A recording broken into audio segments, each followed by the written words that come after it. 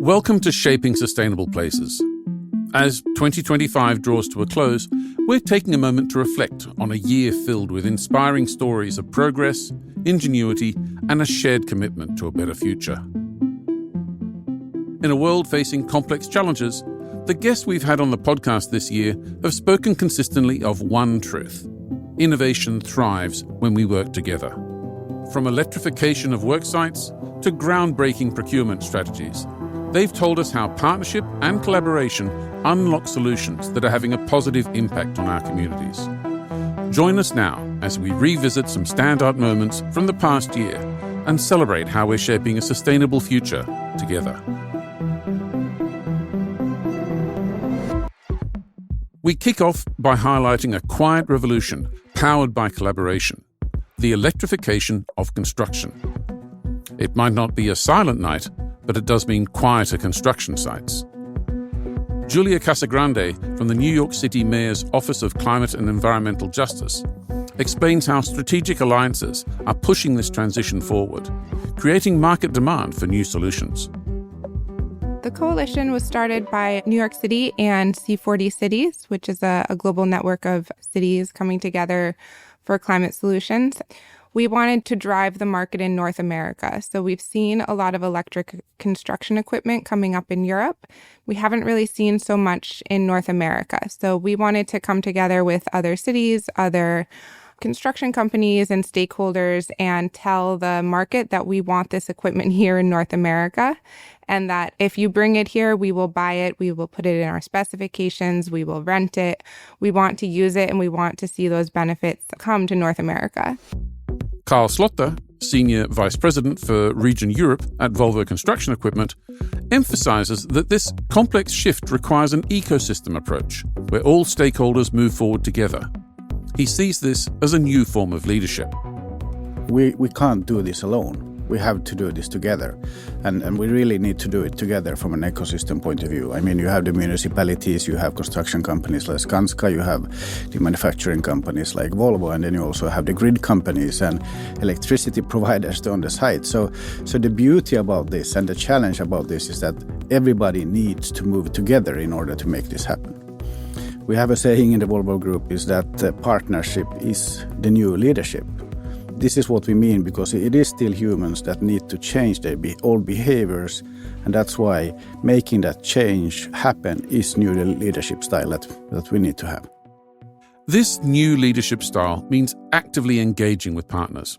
Gustaf Werner, Vice President for Innovation and Development at Skanska Group, highlights how working directly with forward-thinking municipalities and clients empowers the industry to achieve ambitious sustainability targets. And we see that some of the municipalities are really forward-leaning.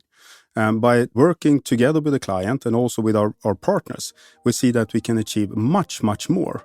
So that's one angle that we need to, and one direction that we need to work even more with.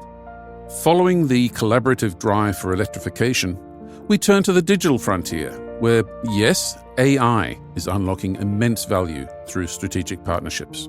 In our episode on artificial intelligence, Dareen Salama, CEO of Gryps, highlights that successfully integrating new technologies like AI requires a deep partnership mentality to truly push the industry forward.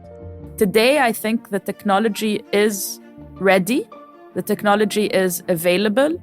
It is much easier to implement than before, faster to test than before. So I really think that pairing construction experience with a partnership collaborative mentality, that partnership and collaboration can make sure that each person or each company focuses on certain areas to improve so that we can push the industry up together and really implement technology in the right way. Mike Zeppieri, VP for Emerging Technologies at Skanska USA Building, further illustrates how applying data and AI through collaborative client relationships is directly enabling more informed upstream decisions to reduce the carbon footprint and drive holistic sustainability. We are helping our clients understand the opportunities to reduce carbon footprint through embodied carbon, but there's also a more holistic approach to sustainability when you think about supply chains, the responsible sourcing of materials, things like circularity. You can't paint that picture to help our clients or to inform design without having the large data sets to be able to demonstrate that you're actually moving the needle or having an impact. And I think we as a company, because we have committed to those things and we have made the investments to capture that data, it has put us in a position where we can inform and help to guide the conversation, because many of the decisions that have the most impact on climate for the construction process are happening upstream. Like by the time a GC is brought to the table, there's things we can do, but it's more powerful if we can inform the decisions upstream that have a real impact on society.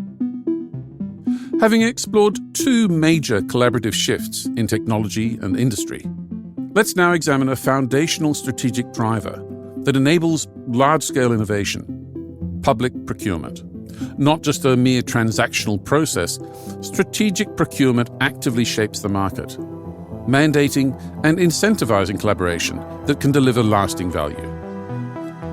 Karl Jonasson Collberg from the city of Stockholm illustrates how setting financial challenges can actually engage contractors' expertise and drive innovative solutions.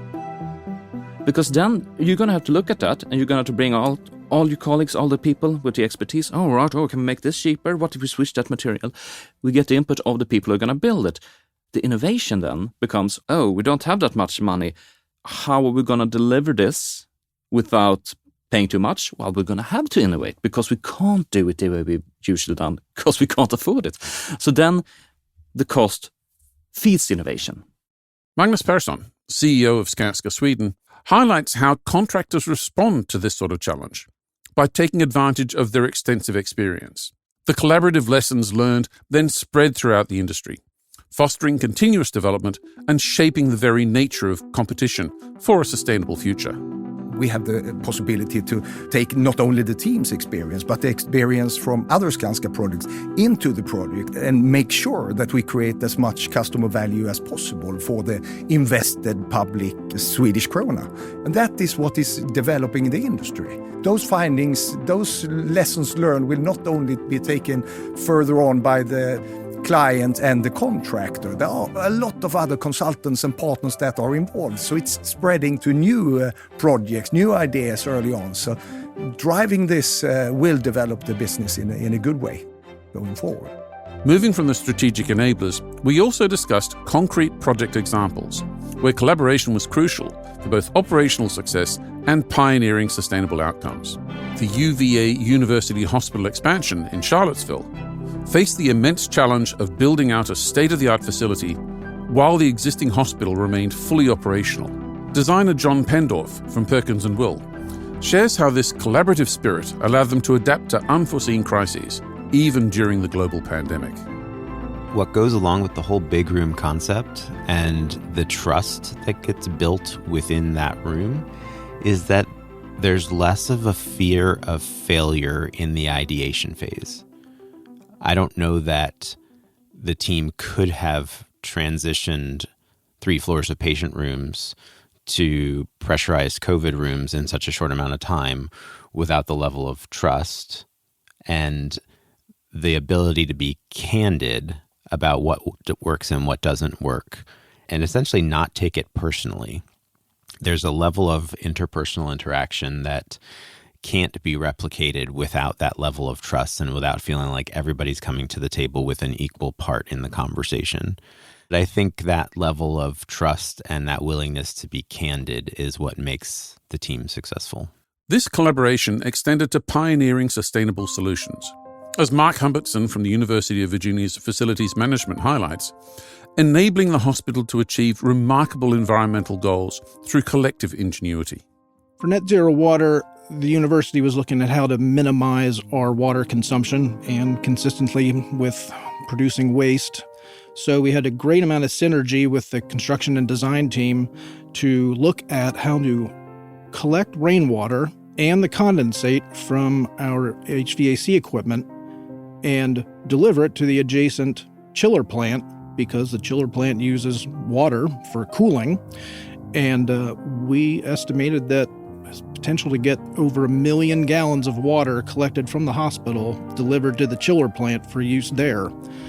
That would take care of the entire hospital's water consumption for the year and thereby a net zero water delivery. Continuing with project-level successes, we turned our attention to the evolving workspace and how human-centric design, driven by collaboration, is creating environments that support well-being. Dr. Whitney Austin-Gray from the International Well Building Institute emphasizes the changing demands of today's workforce, demands that require innovative, collaborative approaches to design and construction. But this idea that we want something different from our work, that we've realized what it's like to not be with our colleagues in person. We realize what isolation and quarantine is, and we want more. We want fresh air. We want to be able to step outside. We want to have good food, and we want to work hours that enable our brain to be at its best. We want to show up for our family and our friends, and we don't want to be exhausted with long commutes where we just feel like we don't have the energy to do what we want by the end of the day. So with all of that being said, the worker in this new era of work is demanding that environments be better. Meeting these complex demands requires deep and continuous collaboration, not just among the project's design and construction teams, but also with the end users themselves. Mira Kaplan is Senior Vice President for Sustainability at Skanska USA Building. She illustrates this with Skanska's innovative office building, The 8 in Seattle. Mira explains how both integrated project delivery and an ongoing dialogue with tenants are essential to ensure a truly healthy and sustainable occupant experience. What's made a real difference is that we strive to use automation to make the experience of the occupant or the visitor as touch-free as possible, and as well incorporating a lot of other features that minimize exposure to germs. And so scaling those types of approaches up is so much easier when it's a new construction project because, we require it to be integrated within the design and then, of course, within the criteria of the construction phase and the operations phase. And so I think we get much better results now that we can, in fact, incorporate it into the design. As I said, this building, the 8 is, smart and wired score and all of those things because it's being recognized for all of the technology and innovation we're putting into those places. But what makes all of that meaningful is, to our tenants and visitors is the human interface, right? We look to the feedback from the people in the space to ensure the air quality, the thermal comfort, the light levels, the cleaning, and, all the other focus areas within the wellness space, and related to their comfort are being delivered in the right way. And I think that's incredibly important to continue to have those dialogues and have that feedback loop so that we make sure that it continues to operate the best way. From urban offices to residential communities, collaboration is key to transforming neglected spaces. In Prague, the Madransky Cukrovar project revitalized a former industrial site, an old sugar factory. Andrej Flanderka, sustainability manager at Skanska Residential in Czechia, showcases how innovative blue-green infrastructure, an integrated approach to water management and urban greening, was designed through deep interdisciplinary collaboration to create a highly functional and sustainable landscape. I'd like to add that this whole blue-green system helped us to design the landscaping, because it's quite important that this landscaping is not about the aesthetics, but all those swales and rain gardens, etc. Everything what we design in public space does some kind of job in terms of blue-green infrastructure. So if you walk and see the things, the trees and the shape, the very specific shape of the landscaping, it's all about function. So in total, it creates like sustainable landscape park, which includes aesthetics and functions together. This commitment to a sustainable future is deeply integrated into the project's very fabric, an outcome of extensive collaboration among design disciplines and, crucially, an inclusive urban planning process where the local residents had a say. Petr Dushta, senior project manager with Skanska, details the comprehensive energy solutions that are a hallmark of this collaboratively planned community. In this project, we are very focused on energy consumption and energy savings. It means at first we start with energy calculations and the design of an envelope of the building. It means very strict parameters for envelope, for windows, We are also using heat recuperation inside the units, and also we are recuperating the heat coming from the grey water system, using external blinds to protect overheating of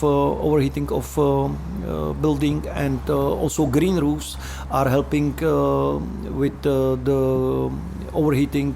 It works like a natural cooling system. And finally, as we conclude our look back at some of the collaboration and innovation we've seen over the year, New York Climate Week served as a powerful reminder that addressing global climate challenges demands collective action and deeply collaborative, innovative thinking across all sectors. Dr. Stephen Hammer, CEO of the New York Climate Exchange, explains how bringing together diverse perspectives in dedicated collaborative spaces is crucial for truly effective and scalable solutions that can move big ideas forward. Well, that's one of the things that's really unique about the exchange is this consortium that we've pulled together, that from day one, the idea was that we need a place that we can actively collaborate. But secondly, we need a different way of collaborating.